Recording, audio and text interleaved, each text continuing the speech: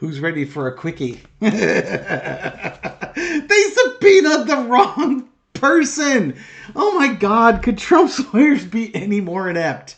Okay, if you missed the story, it happened yesterday, or it was reported yesterday.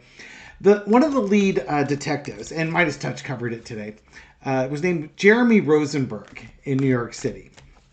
And he was involved with the hush money payment, the 2016 election interference, and allegedly had some type of relationship with Michael Cohen that may not be on the up and up, which was investigated by the prosecutor's office, but I'll park that to the side. Anyway, Jeremy Rosenberg.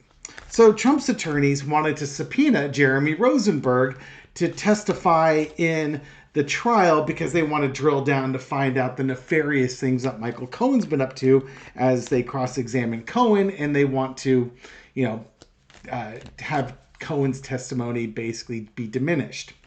There's a problem, though. It's not like there's one Jeremy Rosenberg living in New York City. And they sent a subpoena to this Jeremy Rosenberg who responded to an email saying, "I don't have your files." And this is to Todd Blanche. And then also said, "I'm keeping the $15 because apparently they give you $15 to help you pay for the cost of sending documents to Trump's attorneys." Trump's attorneys came back with this email and went running to Judge Merchan saying how Jeremy Rosenberg was being flippant and uncooperative with the court system. And the prosecutors, when they saw that, they responded that after they had seen what the defense was going to bring forward to the judge, they contacted the proper Jeremy Rosenberg, who testified that, no, nobody ever served me a subpoena. Nobody gave me the $15. I haven't been in email contact with Mr. Blanche. So these dips, they subpoenaed the wrong guy who then trolled him. Relevant or not relevant is the mistaken Jeremy Rosenberg apparently lives in a multi-million-dollar Brooklyn home. Like $8 million. That's no small chump change. And then just to keep the $15 when you're that, if you live in a house that expensive and you're keeping the $50, man, you bring petty to a new level. And I'm here for it. Okay, so what's the energy around Trump, the clown show, the clown car, the dumpster fire? That's Trump's legal team. Entertainment purposes only. When you don't pay your attorneys, this is what you're stuck with. This is who he's going to court with. These folks, now, to be fair, that was a weird little glitch on my camera. I don't know if you saw it or not, it froze. To be fair, anybody could make that mistake. Anybody. But when you're representing the former president of the United States in 31 felony counts involving election interference and fraud and stuff like that, you probably should be subpoenaing the right guy. Double checking your work is worth something. Oh God, he's got Keystone Cops for lawyers. And this, again, I was saying, this is who he's stuck with. But guess what? That's the best he can get because he doesn't pay his darn lawyers. And when you don't pay your lawyers, you don't get the top lawyers. You get the ones that are willing to work with you. And you're not an easy client to work with. Judgment. Literally, underneath it all, this is what you get. This is what you get. This is what you've earned this. He has earned this. In the past, the Hierophant. Again, Donald Trump doesn't pay. He doesn't pay contractors, subcontractors, mom and pop shops. It doesn't matter. Dude doesn't pay his bills.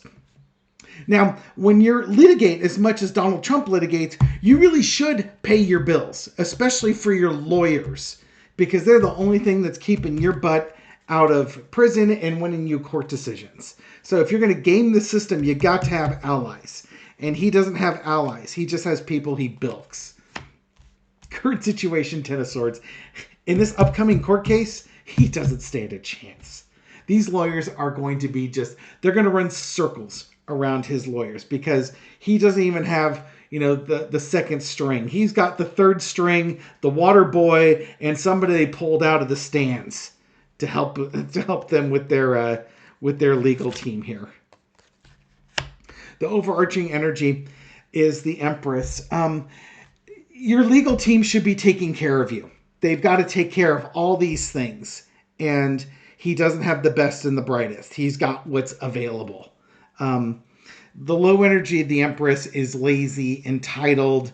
And this is, you know, this is kind of the energy around Trump and his legal team. They're not good. To get the wrong person, not only is that embarrassing, no, to go find this guy, serve a subpoena for the courts, and get the wrong guy. And not only that, have him troll you is the height of laziness and entitlement, not double checking your work.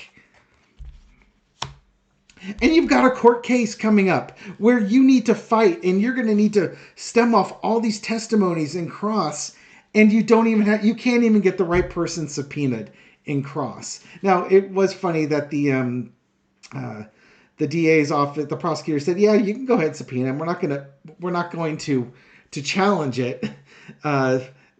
But, you know, again, they trolled him for getting the wrong guy. You know, if you bring this wrong guy in here, we're not going to say no. Yeah, dumbasses. Outcome was the Queen of Swords. Yeah, here's the thing, though. As much fun as I'm having with this, when you're in court, this stuff doesn't play. Oh, God, this looks so bad. And it's not like the court's going to say, "Oh, yeah, you made a mistake. Oh, anybody can make that mistake. Here, we'll delay the case another month so you could subpoena the right guy." It's literally going to be, basically, you get what you pay for in this. Oh, dear God. Oh, Lordy. What's Donald Trump thinking about his lawyers right now after this brilliant this brilliant maneuver? And the worst part, it's bad enough that they did it. The worst part is it got out in the news. So now we all know about it. And here I am laughing and cackling. Not because I'm angry about Trump or anything along those lines. It's just he's so freaking arrogant. And he's so demeaning to people. And he acts like he's this incredible bright person. He's a liar. He's a nitwit. And it's just sort of like this is what you get. You're going to go brag and boast in front of people. You're going to get served a huge dose of apple pie. What is Trump thinking right now? Strength card. This is not him showing strength. He's like, this makes him look weak. It makes him and his legal team look feckless. Feckless is a fancy word for a bunch of inept rubes. He probably would have loved if this story didn't get out, but also when you're cheap with your lawyers, this is what you get. You get what you pay for in this case. Oh, God. He's never using these lawyers again.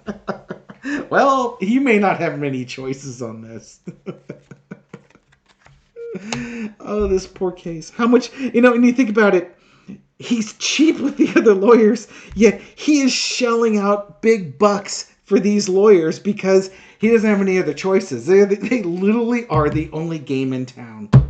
And this may not be the only clown car dumpster fire that his legal team is going to be on the hook for. I don't know if we're going to see another thing before the trial, but I think during the trial, listening to the legal analysts break down Trump's legal team, I don't think they're going to be very kind. Kind of like how they were saying Alina Habba was just like, she should be sued for legal malpractice because she was that horrible. I don't think these guys are going to be much better. We will see. We'll leave it here. Thank you very much for joining me for this quickie. I'm glad to have shared it with you, and I'll catch you on the next one. Take care.